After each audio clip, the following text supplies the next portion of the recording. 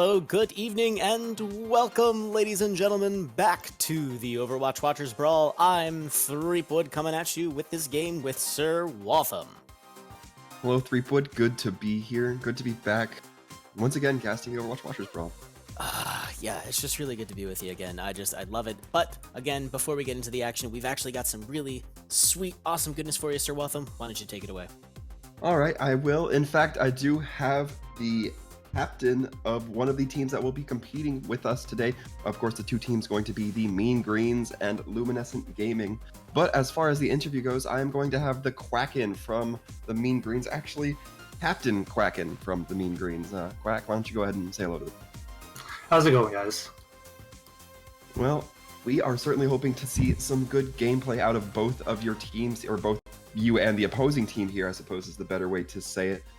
What really kind of got you guys into this tournament? Because you are a newer team. We did not see you the first month around. Someone reached out to one of our players unexpectedly and asked us if we'd like to participate, so we applied, and here we are, ready to play some Overwatch. Fantastic. Now, from we were talking a little bit earlier, you said you guys are more or less a newer team. You guys have kind of been a unit before, but there wasn't really a solid player base. Is that right, or am I missing a little bit? Yeah, we have a solid core here. Me, Gecko, and Sharkaland. We've played on the team played together for about 2 years now, but these 6 players together have not played in a match together yet. Okay, well, certainly a good chance to start here. A lot of teams just come in here for the fun of it. Some come to, really get competitive with it. Where would you say you guys' goals align on that spectrum? We're just looking to have a lot of fun and hopefully learn a thing or few from our opponents and whatever we happen to miss up on today. Well, fantastic. I definitely look to see you guys improve as we go through the tournament here. But for the meantime, Quack, I will go ahead and let you get back with your team so you guys can get in the right headspace, the mindset, and all that stuff. But thanks for spending a few minutes to answer a couple questions. All right, thanks for having me, guys. Absolutely. Now, as I did mention, we are going to be having the Mean Greens versus Luminescent here today. First map looking like it's going to be Lijiang Tower. Given that we don't know a whole lot about these teams, what do you think about the map? So Lijiang Tower, being that control point festival, tends towards some very specific comps. We're going to probably be seeing some of that dive, maybe some pharmacy. We're going to probably be getting out some of that goats, maybe. I don't know. We are, however, going to be taking a bit of a technical difficulty break, as it looks like one of the members of Luminescent Gaming is going to have to, and I quote, restart their computer. Presumably they had an issue. I used to work in, tech ops, so I can definitely say, when in doubt, turn it off and turn it back on again. That is the old IT trope here, but I believe it was Khaleesi I was talking with on my last cast. We also were casting Lijiang Tower. We were talking about the kind of wide array of comps that you can really come and see out of these gates. If you're in gardens, it opens up for a little bit more Pharah potential inside. You typically tend to see the Ryan Zarya, so I'm really curious. I think that the comps, as is the case with a lot of King of the Hill maps, I think Ilios and Lijiang, it's going to be, the composition will be map dependent on the sub map. Control Center, yeah. Of all the maps that you're going to see Orion Zarya out of, that's going to be one of the big ones. And then, sometimes you also see some of that Junkrat, just pure damage flinging into the enemy lines, and it's really difficult to maintain that shield, but then you have that Zarya player who's probably going to build up to 80% charge within the first few seconds of that team fight. So it's going to come down to who can manage their resources better. Indeed, and we are going to be hopping into it here in just a moment. For those of you at home perhaps not able to see the screen just yet, we are going to be having the team, the Mean Greens, on the red. Luminescent Gaming will be on the blue, on the left. In the blue on the left, excuse me. And for our first map, it's looking like it is going to be Gardens, so I'm a little bit excited to maybe see some Pharah. And Gardens is one of those other maps where back in the day in the Overwatch League early seasons, you saw a lot of Widowmaker get played on this map. Now granted, that could have also just been said the Mercy meta and Widowmaker being so useful at getting those picks to get rid of that resurrection resource, but there's still a lot of good angles that this map affords that the other Lijiang Tower maps do not. Yeah, a lot of potential for environmental kills as well. And looking at the teams coming online, we are going to be seeing the pharmacy come out at least from the side of Mean Greens. And it looks like the Luminescent squad will be revving up to counter a little bit. I'm super digging what Luminescent Gaming is going to be coming out with. I love seeing the Ashe. Again, you're seeing that from Mean Greens as well. But the Pharmacy is going to take front and center that particular one. And looks like Luminescent Gaming has slipped into the glorious Zenyatta goats. Can't say I'm excited, but I also can't say that I'm disappointed, as that is a surefire strategy. Yeah, I think that Gecko and Terminus both going to have a lot of potential to build some massive ults here with those wide burst damage abilities that the Ashe and Pharah both have. So the poke has begun, both Reinhardt sending out their little abilities, trying to gauge, get some position here on the field. How is this poke battle going to resolve? And it looks like Mean Greens is going to elect to start to get in there on that right side. Anti-nades go out, and it's not going to be anything happening. But there it is, Reinhardt gets discorded, and with that orb on him, he is going to get powered up by the Mercy. But the point is going to go to Luminescent Gaming at the start, who managed to seize control with that right side advance. Yeah, worth noting that even though it didn't result in any kills, Morty going to be getting anti-nated, meaning they can't get too aggressive, denying that healing from the Brig onto the defending team. And a huge resource, the tryhard gets taken out early on. That's a Discord gone. Without that damage, rather, boost for the rest of the team, Hudson is also going to fall. The kills are going to start being a little bit staggered, but with a Quacken bringing up the Terminus who had been terminated on that Ashe, that's going to be the point switch over to Mean Greens. Yeah, worthy of note, Sharkalone taking a little bit of a 2v1 at the very end of that battle, actually getting 2 kills. Really kind of turning the tide in what was pretty much an even fight with so few numbers, and getting that man advantage when you're literally 3v3 is epic. Yeah, and I genuinely enjoyed blah, blah, blah, as they managed to get back on the point. They, the kills, they made it work in their direction. They took out the Zenyatta first, which was just a huge facet of that comp, and they made it work. But now, once again, Luminescent Gaming is going to be coming in. They drop, where'd the graph go? It's in the background, it was in the barrage, but nothing happened because D.Va was there to eat most of it. And it's going to be a trade left and right, but now Luminescent's graph is going to come out. They don't catch anyone in it, but they do manage to force most of the Mean Greens off the point, who immediately surge back in with the help of that Valkyrie and the Shatter. Yeah, a lot of ults going into this fight. Gecko still showing that D.Va, despite the nerfs, is a force to be reckoned with. That defense matrix, if it catches you at the right time, can still do a lot of preventative negation. Wow, and if you happen to be watching Hudson's Reinhardt's health bar at that particular moment, watching that trans come online was like watching a frame drop as his health went some fairly low to pretty much maximum, and with that offensive trans, Luminescent will retake the point, though not after losing a significant percentage. Yeah, there was a significant hold coming through from the Mean Greens. It did take a little bit of time, although we're still seeing kind of a back and forth here. It's definitely not looking like either team is completely dominant on this map. Yeah, the ult rotation is also pretty much both teams having to commit 1 or 2 ultimates to each fight in order to flip the point. That being said, Mean Greens is going to be coming online with quite the repertoire. Indeed, we are going to have to be watching out for that. This bridge, a dangerous position, however, with Swaggy Turtle getting taken out early, that certainly sets it up well for the Mean Greens.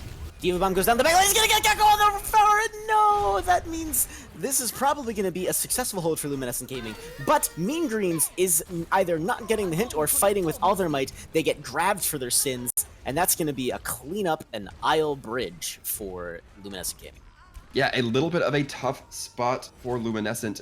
They did win the fight, but after we had kind of seen that the fight was starting to tip in their favor, we saw the Brig ult come out, we saw the Zarya grab come out, and now it's looking like the Mean Greens are going to start building up a bank of ultimates.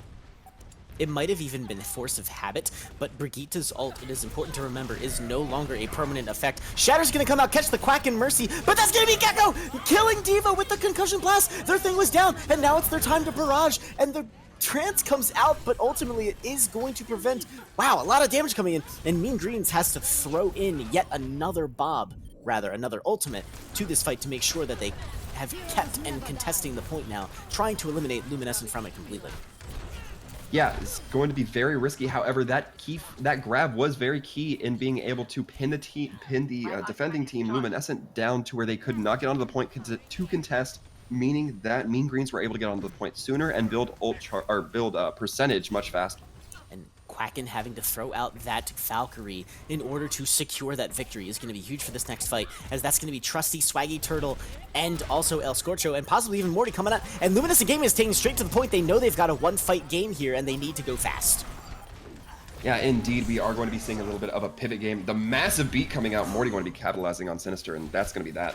Enormous anti-nade grabs the Sinister Reinhardt. They're going to get resurrected almost immediately, but Hudson then goes down thanks to, again, that anti-nade. And Bob is already back on the field, but now Scorcho with an incredible Diva Bomb, taking out the Ashe, the Zarya, and just cleaning up with it 4K. Oh, goodness. Yeah, one thing that had some massive fight-winning potential was, despite them going down very early, Sinister able to get brought back up by Quacken and were basically restabilized, and then we saw the kill come out from Terminus, and it looked like it was starting to tip in the favor of Mean Greens, but the ults just weren't there. Yeah, and Diva Bombs can be a little shaky when you throw them out there, and El Scorcho proves that, no, Diva's not just out of the game just yet. Grabs 2 and then finishes the job rather than exulting. Again, something that you don't usually see often. Diva tends to have to spend time getting back into her mech. Nay, not in this case. Indeed, and now we're going to be going on to Night Market, so if we're going to be seeing Control Center, it will be the very last one, or Command Center, it will be the very last map on this subset. And Hudson on this Hammond, if they're sticking with it, I like this flex. Oh, I super enjoy this. This is a very punchy composition coming out from both sides. From rather Mean Greens on a very traditional Goats for this map, but throwing in that, sorry, not Goats at all, it's a Reaper comp, with Reaper as your sole DPS. Yeah, going to be providing a lot of damage just up in your face. Going to be very hard for Hudson to get that ground pound onto the point, but they're going to be running against a triple DPS comp. Wow. Incredible Brigitte play, keeping Hudson from joining their team on the map, but Morty is still going to pick up the Lucio with that Pharah rocket, but the point is going to go in favor of Mean Greens, who take it early on, and now are going to have to fight off a very tenacious attack, and it kills trading back and forth.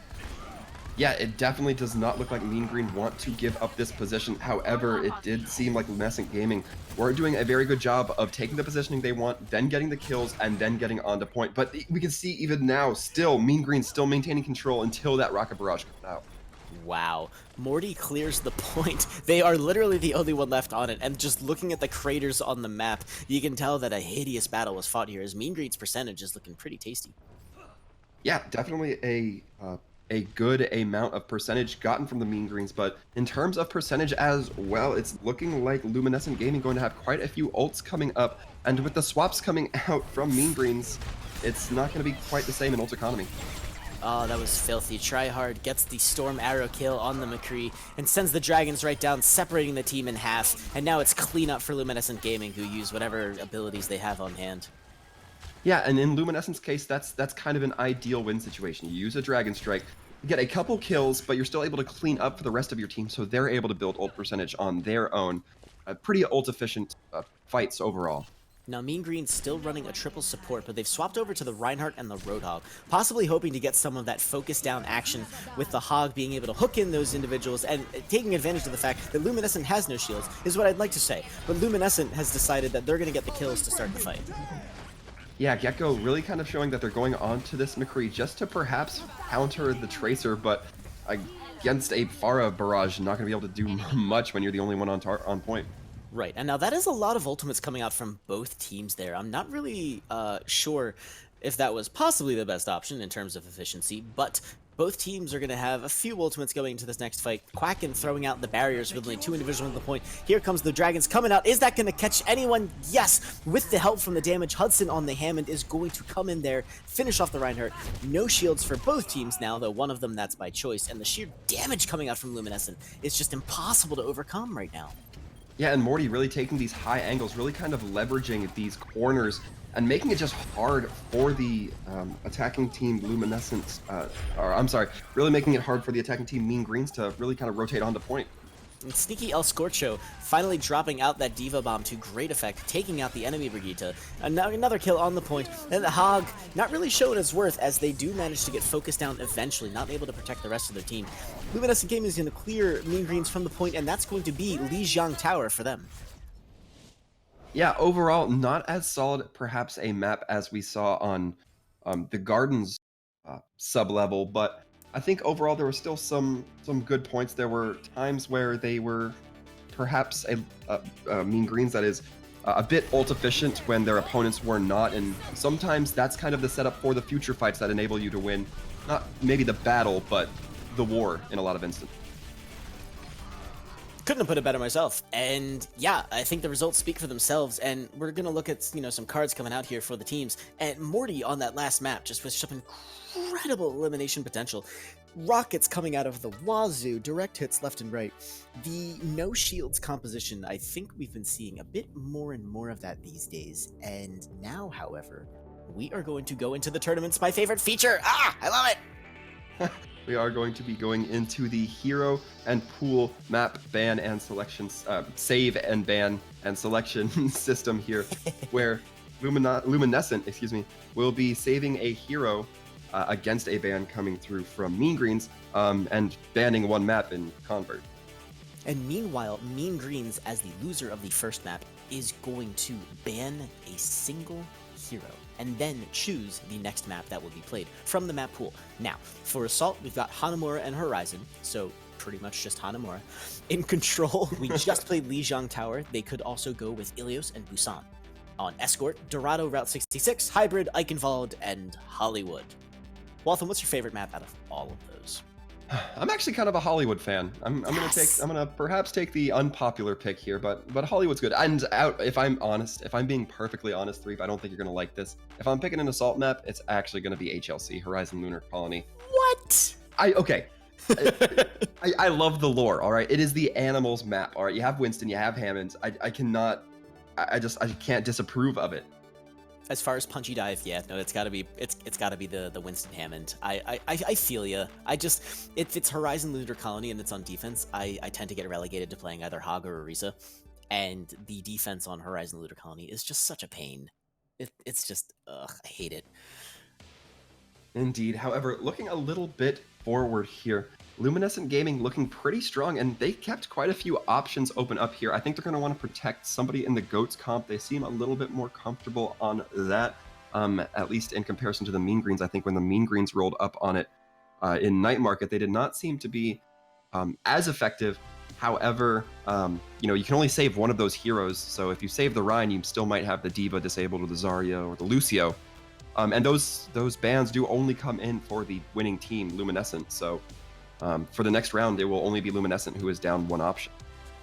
Right, it is an interesting situation for Luminescent to be in. However, I wonder if they were possibly anticipating that. Demonstrating such flexibility onto a composition, a no shields comp, single tank, one Hudson on one Hammond, a hamster on a mission, and the rest of the team just kind of did their duty. And I think they were also solo healer. I think it was just the Mercy. So that means that's a truckload of damage. And honestly, depending on what map Mean Greens wants to go with, so they have the map pick and the hero ban, they could pick a good Pharah map and ban Pharah. Yeah, that would give them a lot of space in total aerial denial, especially if the Diva gets dealt with in a rather quick fashion, should Luminescent choose to go with it. Very solid strategy, however. I think it's going to be a little bit dependent here. Looking at the maps, Ilios, if they choose to do the Pharah strategy, might be a good one. They might want to go the Pharah for the well on Ilios. You can often get a lot of leverage there, but you also have to risk them running Widow on Ruins if that's the case. Waltham, your wish is granted. Hudson has banned Hanamura. Luminescent Gaming decided that they do not want to go to the Shimada family estate. They are going to preserve their Lucio. Interesting choice. I'm not sure if they're playing it safe. I wonder if they had anticipated the ban coming.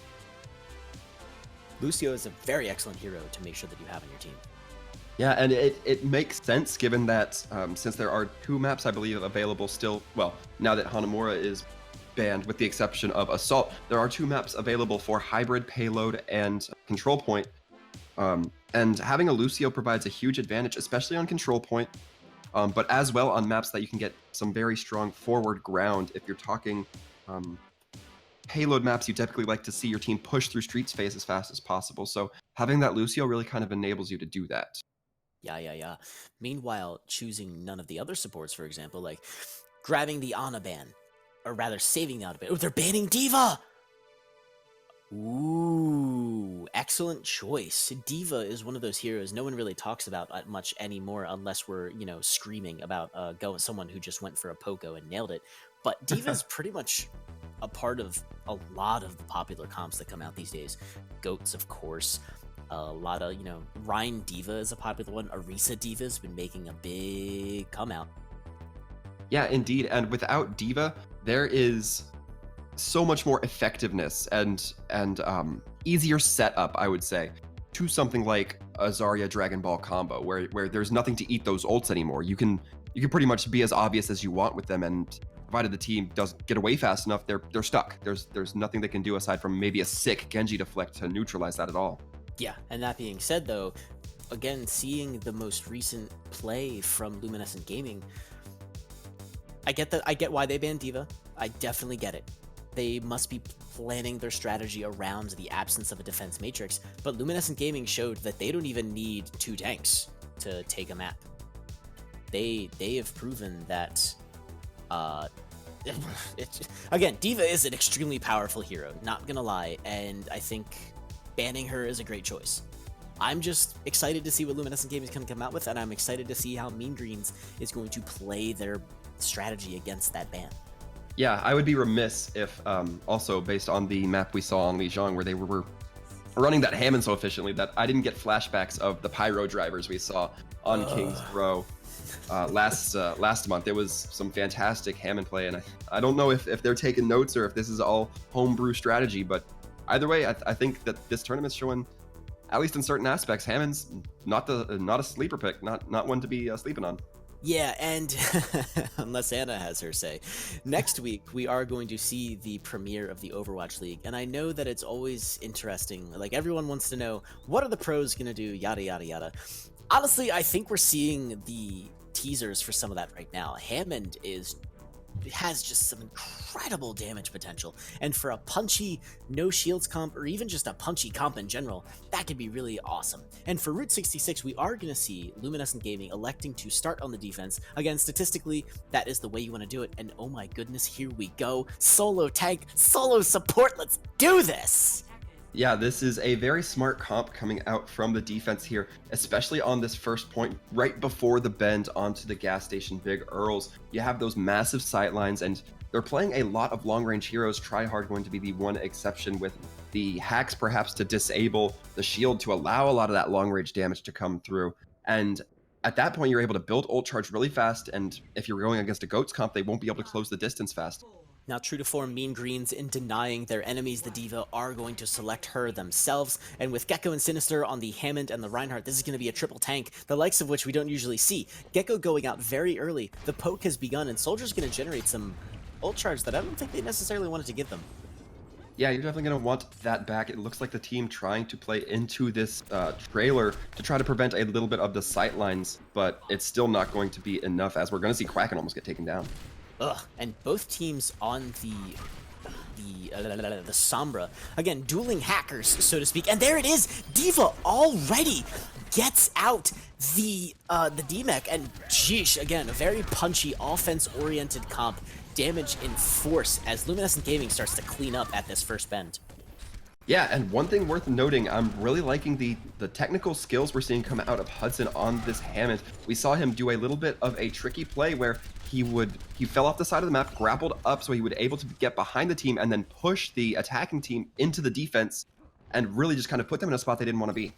Yeah, really sick situation. And again, Rayla has now been forced onto the Widowmaker to try and counter Trusty, who has already, with that headshot, built up to sights over a minute into the game. The Tryhard getting a really sick hack off onto the Ana. That's going to be no anti-nades, no sleeps for you. Rayla trying to get a beat on that Pharah. That's not going to happen. And now it looks like they've been found by their opponent Widow. And it's going to be a bit of a stall here at this choke. Yeah, and again, this is kind of the potential we're seeing out of this quad DPS comp. You just have those long sight lines. Hudson with so much ability to, if they try to take cover behind these long sight lines, displace somebody, knock them into those sight lines, and just allow the DPS to open up for all that damage. So we saw Harlequin get demeched there at the very, very end. They are going to go back into spawn, get a little bit of the heal up, and then try to get that mech back. There's a lot of good ult charge there on that. You see right now her call mech, not her bomb. Indeed, Hudson looking like they're going to go for perhaps the bowling ball technique here. Maybe trying to get a couple knocks off the map, but it's going to be a tough shot. And I think it's just going to be Morty diving in off the top. Ooh, massive combo. You saw Morty use the concussive blast to get into that fight there. El Scortia was the one who ended up using their ultimate to fuel the finish off there from Luminescent Gaming. But taking out that Diva early on means that that could have been disastrous, as they were going to be just about to pop back into mech, and both the Soldier Visor and Pharah ults are two ones that Defense Matrix just kind of eats. Yeah, El Scorcher really going to capitalize on the back of that EMP. And really, what can you do with all these units here? There's just not a whole lot. Morty opening it up really well for this next fight. Yeah, there's something to be said for a Pharah who's capable of getting those incredible direct hits, and then they're also being boosted by Morty, and Hudson knocks the Rayla into the Mines, who has switched back off the Widowmaker onto the Sombra, sick of that duel, as Trusty rides free, and the Mines sit as a solemn reminder that Mean Greens does not have a lot of time left to push this payload any further. Yeah, Sinister and Rayla both getting kind of sandwiched in between those mines. Sinister not getting brought down from them directly, however. Will still be dealing a bunch of damage, which allows the cleanup to come through on Tryhard, and that's ult you don't want to give the Sombra, as we just saw in the fight 2 fights ago, where that EMP just crippled the team. Now, Tryhard's been doing their best to build up to an EMP, but they're not going to have it for this fight. Meanwhile, the barrage comes in, but it's Mean Greens who picks up the kills. The only barrage effect is they get the D-Mech on Harlequin, but not before both Sombra and Soldier go down. Hudson is the next one to fall, taking out that tank, the Soul Tank. That's a huge quantity of damage and disruption that Luminescent Gaming no longer has. The hack goes on to Sombra, and that means it's time for Mean Greens to make a stand, contest the payload, but no. Morty says, my rockets are rockets, and they're going to do their best to destroy everyone, and they even get Gecko. Harlequin joins the fight way too late. It's a stagger, and now it's time to get as many people on the payload as possible in overtime, and it's just a Winston. Yeah, in terms of the kills that are going through in that fight, the Winston is definitely the one you want to take out. The 4 DPS, not able to do a whole lot necessarily against a tank, but when they're able to focus onto those DPS, even in such a small fight, not going to be as effective for those few remaining DPS no longer behind the Winston. Wow, and just watching the defense now coming out, I super appreciate Mean Greens' stalling potential here. That was really solid. They picked up a few extra meters. It's not impossible for them to actually pull the hold off here. But Luminescent, that was some pretty filthy defense there. Yeah, if I'm not mistaken, I believe the comp we did see come out of Luminescent as either the original or a form of what was kind of known as the Chinese cheese, if I'm not mistaken, where there's those 4 DPS. And really, I think that they had access to that, and it may have been something that they seemed like they were kind of toying around with running on this first point defense, but didn't really want to commit to. But then when Mean Greens kind of pulled that Diva from them, it seems like they may have just gone, yeah, why not? We'll give it a shot. We'll run it, because unless they've actually practiced that was a supremely effective defense. Yeah, so the other thing is, we were talking about the Hammond play earlier, and while I don't necessarily, we didn't make any major Hudson callouts. They're like, oh my god, Hudson, like, what are you even doing? This is crazy. Hudson was doing their disruption work as the Soul Tank, popping in, popping out, making them focus on them as a target, getting those shields up, making sure that the Soul Mercy, the Soul Healer on the team, was doing their duty and getting them back online, despite pulling the triple, quadruple, quintuple duty. And I think it really worked. The DPS was pretty much left to operate on their own. And when your mechanical skill is up there like that, that means, Morty, we're looking at you. The Pharah, like, the direct hits coming just non-stop. That's really difficult to handle. Yeah, absolutely. As one famous streamer once said, the key to playing Hammond is to just go in there and almost feed, but not feed. And I think that was pretty much a perfect example of how to do that. Really just going in, causing that disruption, but not letting them get the better. That's not a bad way to say it, but here we go. Both teams going for an incredible environment, but no, Gecko's Bastion is the first one to fall. They take that Orisa shield down, no problem, and it's going to get rezzed. And now, however, that's going to be El Scorcho's Bastion, who makes short work of everything else. And Luminescent Gaming, with such an incredible spawn advantage, they're going to push this point to completion. I super love the strategy that just came out from Mean Greens there. A May might have been just what the doctor ordered. Not enough shields, though, to stop Luminescent from taking this map. Yeah, it's really kind of just one of those things where, yeah, both Bastions are bullet blenders, basically, but you have twice the shielding on the attacking side of Luminescent as you did Mean Greens, and that kind of defensive power is really what it comes down to, especially with Bastion. A few seconds of uptime more than your opponent is critical. Yeah, and we saw that strategy on Dorado a bit, where you set up in that forward house. You have the Mei there, and the cart can't pass. As long as the cart is there, the cart can't pass, which means you can throw the Mei wall up all you want, stall for days. The cart can't do it because you're contesting. That's the kind of strategy you need. You almost need to have that Mei in that room there if that's going to be a good strategy. But I definitely think Mean Greens went the right option there. They knew what they had to do. Yeah, perhaps good in theory, but it's a tough play against such a tanky pirate ship comp style gameplay like that coming out of Luminescent. So overall, it will still be on Mean Greens to pick the next map as well as hero ban, and conversely, we're going to be seeing the protect and map save or map ban coming through from Luminescent. So the other thing to remember is that the hero bans only last for a single map, as well as the saves. So in this instance, for Route 66, Luminescent Gaming saved Lucio. In this instance, they are now going to save D.Va.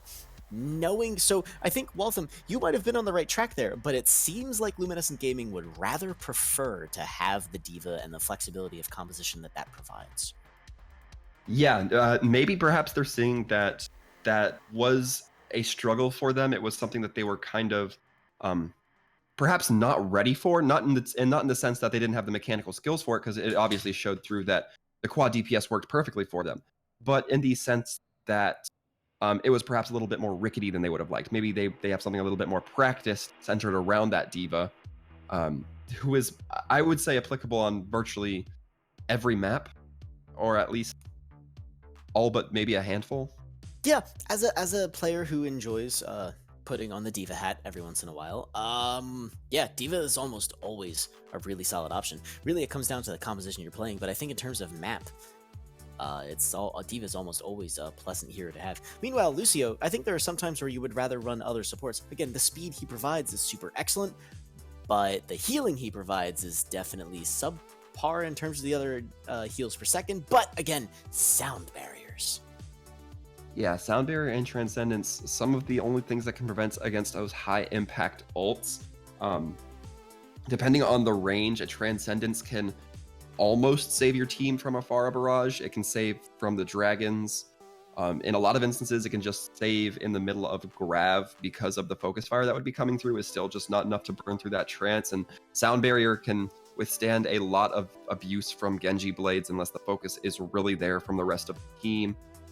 So a lot of those sustain ults can definitely be enabled through those two heroes. Absolutely. And here, Luminescent Gaming has banned the sole remaining assault map in the pool, rather. So that's going to be both Hanamura and Horizon Lunar Colony, and the entire assault category eliminated from this particular match. Mean Greens will now ban a hero for this coming map, and then pick the map. Now, no Hanamura, no HLC. This way, both casters can back off neutrally and enjoy the next pick coming out from Mean Greens. I would especially enjoy it if perhaps we saw some Eichenwald. I think that would have been... I don't think that Luminescent would be too hectic to ban that map, considering the first point can be a little bit more Pharah favored, and so far we've seen them run Pharah 2 out of 2 maps. So looks like the Quacking's going to be picking the Eichenwald pick for the next map, in fact. And they're banning Sombra. So Eichenwald on Sombra banned? That's not the ban I would have gone with. But let's see, again, they clearly had something in mind when they went in with that D.Va ban. Let's see, now that they've played Luminescent Gaming in 2 rounds, and this is match point for Luminescent Gaming, this is a best out of 5 tournament, meaning that if Luminescent Gaming wins this map, they will take this match home. But with no Sombra, that means Mean Greens are going to have access to all of their abilities all the time, no matter what. Yeah, and that is one less, I guess, hazard for if you are going to be running a Pharah v Pharah. You're Pharah to have to worry about. If you get hacked by a Sombra, of course, you can't fly. You're basically a duck without wings, and you're just going to get picked off. Height advantage so crucial for that hero. That kind of preventing a hero who can prevent that in a way makes a lot of sense. But I think we're just going to have to see how it plays out. Perhaps the Sombra just giving them a little bit too much harassment on Route 66, and they're being very conscious of it and don't want to have it happen again in Eichenwald. Yeah, I can definitely understand that. The other thing, too, being the enemy not having a Sombra, but that means Mean Greens can also run a Sombra, which means Mean Greens has the potential, since, again, Luminescent Gaming is going to be starting out on defense. That means Mean Greens has the potential to build up to that EMP, drop it right there at the choke, and just watch the chaos ensue. Yeah, and especially if we see this Hammond coming out again, which we, again, have seen for the last 2 maps. Having that Sombra able to hack them, really just crippling, and, you know, a Hammond without speed is a giant target, effectively. He's even the shape of one. So it's going to be an interesting thing to see how it shakes out. But before we see the heroes here, folks, I would be a little remiss if I didn't just advertise the MVP poll in the Twitch coming up here at the end of the game. We will be collecting those results and announcing the MVP player of the game right after our exit interviews. So please do vote, show the players your support, and we like seeing what you guys think is some of the most powerful plays in the game. Definitely. Let your voice be heard. Here is your chance. Click that link, pick your player, and let us know who you think really shined through in this particular matchup between Luminescent Gaming and Mean Greens, both teams doing some really incredible work. But again, so going back to the Eichenwald Mac pick too, not really, knowing Luminescent Gaming clearly has this stuff potential going on, that full court press, the spawn camp, the nastiness, and it looks like they're setting up so forward. They're definitely going for it. Yeah, they're going to be choosing to go with Trusty on this Ashe, perhaps in preparation for anything against a Pharah type composition, but it will be interesting to see how they're going to play it against the Goats. Again, that Dynamite able to get so much damage if you're able to land it on a huge chunk of the enemy team, and especially with all these tanks, it can really be putting in some ult charge work. Now, Luminescent Gaming with that traditional Rein Zarya, but they're going to come up on that point really quickly, and the Rein Zarya with that double DPS is doing their duty. The new 2 sniper is back with Morty on the Hanzo, showing proficiency on that projectile DPS, taking out the shields from Mean Greens very early on. El Scorcho going to grab that last remaining 500 health shield, and that's going to be the end of a push for Mean Greens. And again, Luminescent going for that very nasty stalling picks. Yeah, and this is really an instance where you'd like to see the attacking team really have to close the distance very quickly. That Hanzo, when he activates the storm arrows, fires, I believe it's 5 or 6 arrows for 80 damage each. That's going to be 400 damage at minimum taken out of your Rein shield, plus the rest of the focus fire. It can be done very quickly, and you need to get in the face of the defending team to really capitalize before your shield breaks. Yeah, there can be some coordination between the Zarya and the Reinhardt as well. Maybe drop that shield, but here with Dragons is going to come out super early, and the Trans has to follow to counter it. Great work on Flams having that ready, but that's a huge resource loss. They've now set up on the point. Big Shatter goes out. It's not going to catch anyone. Grav, however, is going to follow, and that's going to be a Discord on the Reinhardt. It's going to result in lots of kills. Bob on the point, contributing as well. A 7v6 is never a situation you want to be in. Yeah, and it's kind of disappointing that it worked out that way, because Sinister doing so well to block that shatter from Hudson, looking like it was going to land on 3 people, but just not able to connect due to that quick flick rotation of the shield towards the shatter. Some solid ult negation. Yeah, really brilliant work, but again, unfortunately, it wasn't enough. However, Sinister does now have their Shatter for this fight, possibly detecting that that wasn't the right moment to use it in a quote-unquote lost fight. They are going to be able to throw this in, but again, look at their shield. It's already almost gone, and there he goes. He follows, and Flams on the Zenyatta goes down as well. There's too much pressure coming out from the damage being dealt by Luminescent Gaming. Yeah, and this is kind of a tough situation here, because as I said, you really want to close the gap with when you're going up against the defensive comp, but if you drop your shield to get in faster, the Zenyatta's going to discord you, and then once your shield does break, you're taking 25% more damage. It's kind of a little bit of a gambit here for Sinister particularly, because they're really having to make those calls between keeping it up and, having to move a little bit quicker. And there it is. The shield's almost already down. And there it is! Sinister lost his shield entirely! Massive Shatter goes in! It catches almost everyone! And the Grav to follow up means that's another team victory. Everyone, their D.Va's gonna get out alive, but that's another push ended very quickly. And 4 ults remaining in the bank. Mean Greens has to do something with this push. Yeah, it's going to be very hard. Tryhard having that Transcendence perhaps in anticipation for Rayla's Grav, though that's a tough dagger. It's a tough tongue twister too, and the Quackid is going to get a little bit of that stall there, but their sound barriers is almost online, and there goes Harlequin is going to throw themselves off the map rather than waste time in Baby Diva mode. Mean Greens is going to have really one more solid push here, but they're going up against a hell of an ult bank. Yeah, indeed, they will certainly have their own built up here, and really I think that the best chance they have here, given the transcendence and all of that, is really going to be getting a fat grab and diva bombing into it. And there's the grab. The ult-pocalypse has begun. Bob got sent out very early. That's a rally from Terminus coming in, but the picks are not looking good. It's Tryhard picking up his counterpart Flams. Dragon's out on the point, not going to get any kills, but it bisects the team. Harlequin gets DMX. They're not going to be happy about that, as Baby Diva Blaster can do only so much work. Big Shatter goes out on the point, but from Sinister, holding it this whole time, and now this could be the resurgence we want, as they pick up Hudson with a nasty little charge. Trusty, the only one left. They fall down to so many rocket bludgeoning weapons, and only Flams gonna save it. This is Mean Greens taking the point in overtime. Yeah, that was crucial. We saw the 1 kill come in through the Earth Shatter, but it was more of a symbolic shift in the fight. We saw the kill come through from Sinister, and from there it just seemed like that Earth Shatter kind of, the defending team wasn't ready for them to still be holding ults, because it did seem like a lot of ults were flying during that mid-fight, and I think they just kind of negated the fact that Sinister still had that Earth Shatter.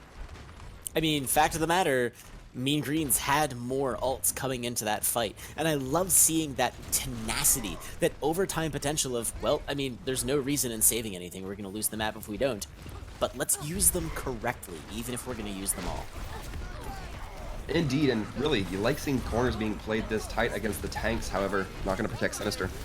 Yeah, again, when a Grav comes out and you've got a Brigitte and a Reinhardt, again, Rocket Hammer, Rocket Mace, Shields, doesn't really matter. Anything else you have on the defense-wise, doesn't really matter. They're going to come swinging, and they're going to kill you. Indeed, and we're going to be seeing some aggression come out here, and it certainly looks like they're able to back it up, at least for the time being, but they're going to back off just a little bit, perhaps not going to be too bold, given how close the cart is still to the gate and the first point. Right. The spawn advantage is still going to heavily favor Mean Greens, meaning they have the ability to do a couple of fights. Massive Shatter again! And it's going to catch a lot. No kills directly resulting as a, directly from the Shatter, but we're going to see both Reinhardts go down. But Trusty is going to pick up Terminus's Brigitte despite the trans being on the field. Maybe they were out of range. Maybe Ash's headshot was just too much. But with Bob also getting tossed into the fight, Stagger is real, and 50 seconds is all Mean Greens has to make this into more of a push. Yeah, and unfortunately, as we get closer to that countdown timer, reaching 0 is not going to be like this first fight where there will be a bunch of ults built up for both teams. Both teams using them a little bit more consistently this time around. If anything, we might still be seeing 3 or 4 ults coming online here for the attackers. Ugh, what a great Shatter, but unfortunately it's not going to grab anyone. A Fire Strike is going to pick up the Lucio. Again, healing like this. Master Shatter goes in! It takes out no one, but the bomb was there, and unfortunately Zarya was going to get most of the kills before the Diva Poco would really have a chance to do anything. 15 seconds left with a team kill. Mean Green has their work cut out for them on this particular stalling push. Yeah, they're definitely going to have to try to get to cart as fast as possible. It's going to even be debatable if they can do that. Maybe going to have to take it all the way to gate immediately, and there's going to be incredible sound barriers coming out, catching all but one member of the team. Let's see who gets the kills. It's going to be Harlequin finishing off this Zarya, but that's going to be Sinister, and Flams going down early on. And Luminescent Gaming dropping as many ults as they can, throwing the trans. Hudson has his Shatter. He's going to toss it out, pick up the Zarya. Harlequin, the only one left on the point, possibly going to try and stall to get some team member back on the point. Zenyatta is going to say nay. Yeah, just overall some solid defensive work coming out from Team Dirt, and I saw it at the very back end there, but I think that may be one of the second round. I'll say I think it was the exception on Gardens, where we didn't see the Hammond come out, except in real play. I think Hudson switching onto it at the very end, but I don't think getting any real play time on it. Yeah, and that particular cart position on Eichenwald, such a difficult pushing point, especially if you manage to get into that situation. The defense has controlled it, and that's going to be where the cart sits. That's just dirty. Yeah, we will be taking a little bit of a look into how really this team is going to, the Mean Greens, that is, going to be looking to defend this, because that is a very staunch defense point. Luckily, they do have the safety barrier of having to defend this first point. Oftentimes in hybrid maps, taking the first point can really be the first step, and if you can't even get there, then obviously you're not going to make it, the entire marathon. Yep. And so, it's that punch comp. If they're not going to pull the caster bamboozle on us, which, Luminescent Gaming has actually been pretty good about that. Both teams have, for that matter. That means they're going to be coming out with that Hammond on the Soul tank, and we've seen what this can do. Nope. They're going to go completely crazy. Meanwhile, Mean Green's going to be going with a very traditional Goats Zenyatta defense, and let's see if those Discords can get them the picks they need.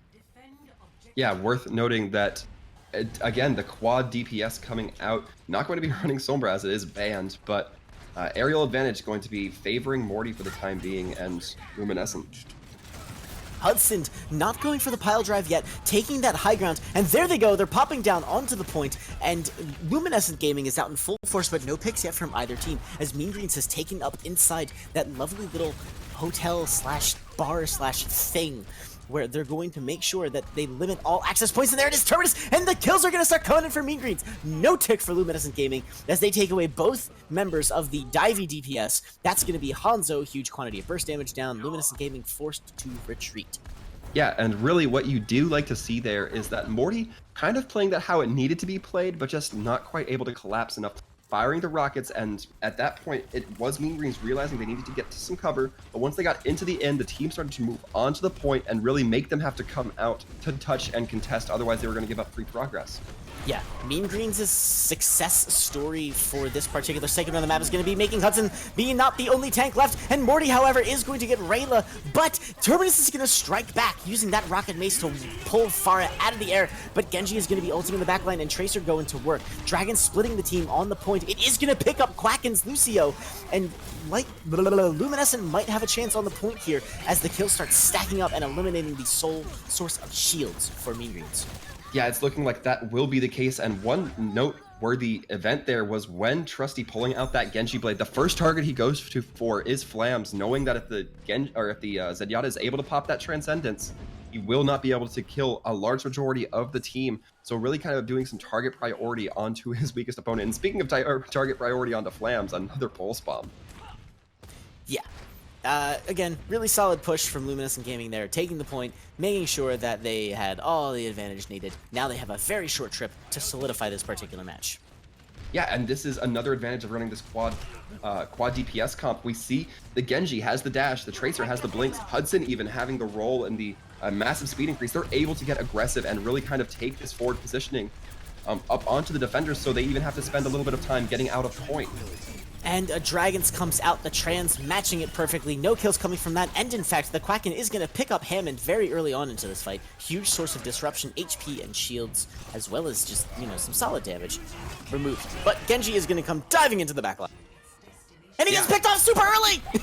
Yeah, I think the Quacken is really going to be... I'm sorry, I think Flams is really going to be counting as lucky stars that the Genji did take a little bit of an early dive. Lucio Sound Barriers comes out while Diva's out of mech. That's going to be a very quick D-mech on Harlequin unless they can get that heal up, and they are going to get it, but Tryhard is going to bring back up the Hanzo. Huge source of Dragon, he has Dragons again! What even is this team? Luminescent Gaming has taken the map with just sheer ult generation. Yeah, and that will be Luminescent winning their third map, which means, of course, they will win this series. And I think that if we had to summarize this in one aspect, it'd be Hudson Hammond right now. Like, that's been a constant factor. And quad DPS, surprisingly, a nice little mix-up there that I was not necessarily expecting. Yeah, you're not going to see Hudson showing up a lot in the kill feed, and I think that's going to be one of those kind of unsung hero moments of, yeah, fine, they're not the flashy one who gets the card at the end of the match, or, is constantly in the kill feed for 2k, 3k, 4k, 5k. But the work that they're doing as the soul tank and disruption is going to be huge. So once again, you have your chance to vote for MVP in the channel panel poll. We are also going to be looking at an interview with one of the members of Luminescent Gaming. We are going to be pulling them into chat soon. So stay tuned, ladies and gentlemen. Don't go away just yet. We've got one more tasty trick for you as we get this individual into the point. And what we are for you again after this match is the reminder that this is not the last we have seen of Mean Greens. Nay, they will return. Yeah, in fact, we were talking to the Kraken a little bit before the game. They said that they did want to come in here, kind of test their mettle against some of the other teams, kind of have the teams teach them something. And I think that the Luminescent showing some massive potential compositions that were viable. If Mean Greens had not fiddled around with the idea of those comps being successful, it definitely kind of opened an avenue perhaps to something that, maybe they want to try out. Maybe they want to check out and, maybe turn some of those tank players into DPS. Yeah, and it's a tricky situation, but it's fun to see it, and losers bracket matches have that tendency to lead to underdog victory stories. But for now, we're here to talk about an incredible Hammond player, Hammond the Hamster, played by Hudson. Hudson, how you feeling? Feeling good. Happy that our team got the 3-0. Most of it was thanks to Swaggy's Hanzo. I just did my part in the team play. We're still a new team, but so far I'm really happy how we've meshed together. So just really happy how we've been working, and can't wait to play in the next match. I think your happiness is extremely well founded.